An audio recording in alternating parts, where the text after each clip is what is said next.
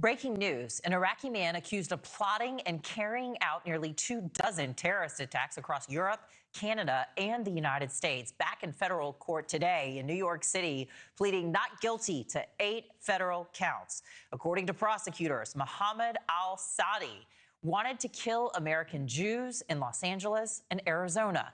Authorities say he also plotted an attack on a New York synagogue, highlighting his alleged social media posts about seeking revenge for the United States and Israel's war in Iran. Authorities say they have also connected Al-Saadi to the shooting at the American consulate in Toronto back in March. NewsNation investigative correspondent Rich McHugh is live for us outside the federal court in Lower Manhattan. Rich, what more do you know? What have you learned from today's arraignment? Hi, Anna. Well, it was a relatively short 20-minute hearing.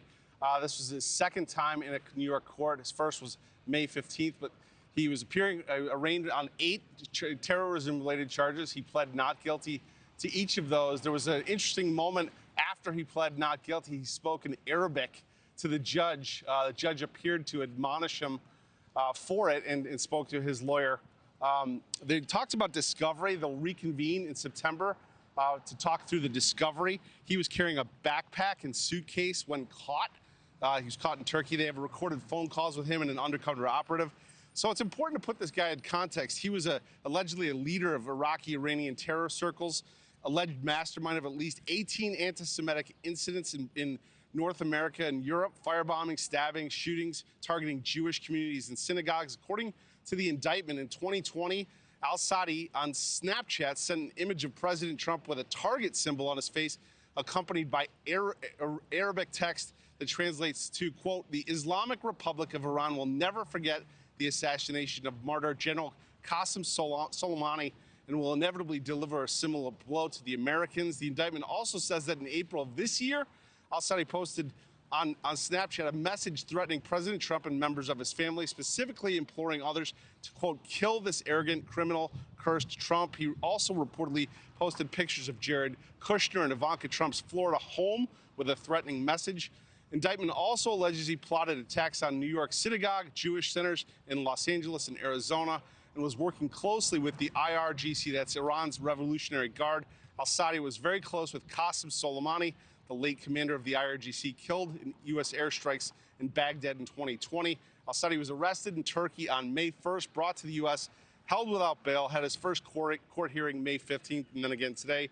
And he's being held in solitary confinement right now in a Brooklyn prison. The prosecution wants this case to begin next year. The defense was saying that's way too long. These conditions are too hard for their client, and they want it to begin sooner. But we're back in court next in September. Rich, the timing of his arrest in Turkey, can you spell this out for us a little bit more, connect the dots? Was this tied to those social media threats to President Trump and his family, those allegations of that?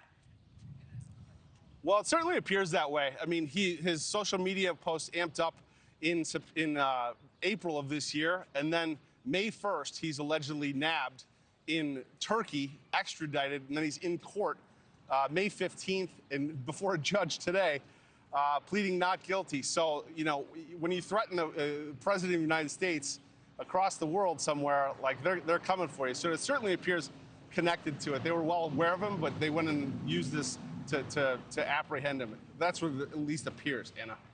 All right, a lot coming out of those 20 minutes, I guess, there, Rich. Thank you so much. Outside the federal courthouse in Lower Manhattan. Thank you. Thank you for watching. Subscribe below and download our NewsNation app right now on your phone, and you will get fact-based, unbiased news for all Americans.